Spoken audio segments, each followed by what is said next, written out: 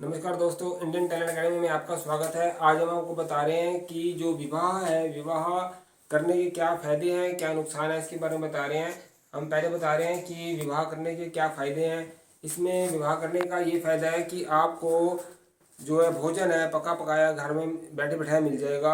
आपको ये नहीं कि आपने काम पे भी जाना है और भोजन ही पकाना है। इन दोनों डिफरेंट में काम बढ़ जाता है। दो जब हो जाते हैं, दो जब एक हो जाते हैं तो दो दो नहीं, दो 11 हो जाते हैं। वो अपना काम जिम्मेवारी साँभ लेते हैं जीवन साथी, और आप अपना काम साँभ लेते हैं। तो ऐसा होता है कि एक तो आपको खाने पीने की समस्या नहीं रहती। नंबर दो है, जैसे आपने घर की साफ सफाई ये सारे काम वो संभाल लेते हैं। इसके अलावा ये बेनिफिट है कि आपको जीवन साथी मिल जाता है, जिससे कि फिर आपका परिवार आगे बढ़ जाता है और आप उन जिम्मेवारियों में लगे रहते हो और आपका समय इतनी जल्दी पास हो जाता है कि आपको पता नहीं चलता कि कब हमारी जवानी बीत गई और बुढ़ापा आ गया और समय का पता नहीं चलता। ये फायदा है। और नंबर तीसरा ये फायदा है कि इसमें ये बेनिफिट है कि इसमें आपको जो परिवार बनता है उससे रिश्ते बनते हैं, रिश्तों से आगे और जानकारी बनती है, दोस्त बनते हैं, मित्र बनते हैं, जिससे कि क्या होता है कि आप काम काज में आपका सर्कल बढ़ जाता है। आप अपने सर्कल को बढ़ा करके अपने दोस्तों के ग्रुप को बढ़ा करके कोई भी काम भी कर सकते हो। ये भी एक बेनिफिट है। जानकारी मिल जाती है, एक विश्वास बन जाता है कि ये भी इस फैमिली का है, हमारी फैमिली का है। दो फैमिली बनते हैं, फिर चार, फिर छः, फिर आठ, ऐसे करते करते आप अपनी फैमिली बढ़ती जाती है और आप जानकार समझदार और बनते जाते हैं। इसके अलावा एक और चौथे नंबर पे ये बेनिफिट है कि आपकी जो क्या कहते हैं फाइनेंशियल स्थिति है, ये डामाडोल भी हो जाती है। तो होने पर भी ये सारे जो परिवार मिलजुल के एक दूसरे की सहायता करते हैं। इसके एक और बेनिफिट है, पांचवा ये है कि अगर आप कल को बीमार हो जाते हैं तो आपकी वो सहायता करती है। आपका दुख में वो साथी होते हैं, अगर वो बीमार हो जाते हैं आप उनके दुख में साथी होते हैं। तो इनमें आपस में एक दूसरे से मिलकर ये फायदे हो जाते हैं। ये 5 फायदे हैं विवाह करने के।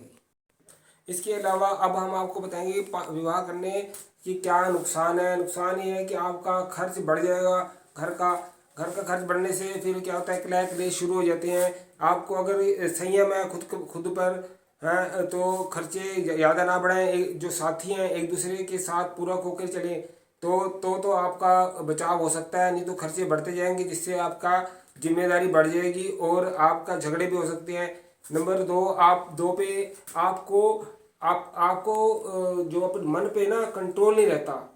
इससे क्या होता है कि जैसे घर में कोई चीज़ बनी, हमने ये खाना है, वो भी खाना है, वो भी खाना है।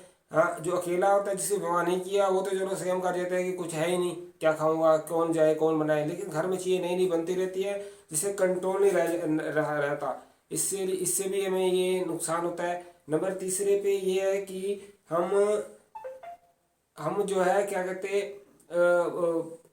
उसमें तीसरे में यह है कि हमें अपना जो पति पत्नी का जो है स्वभाव नहीं आपस में जिनका नहीं मिलता, वो इकट्ठे नहीं रह सकते।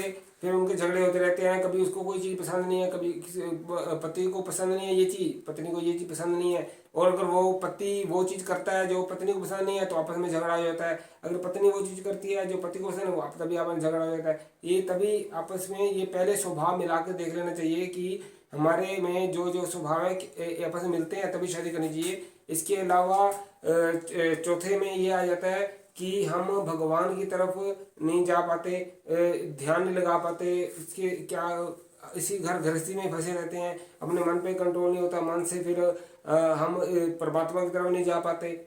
और जो जिनका विवाह नहीं होता वो उनको कोई टेंशन नहीं होती, वो ऐसे भी जा सकते हैं, परमात्मा की तरफ लगे रहते हैं।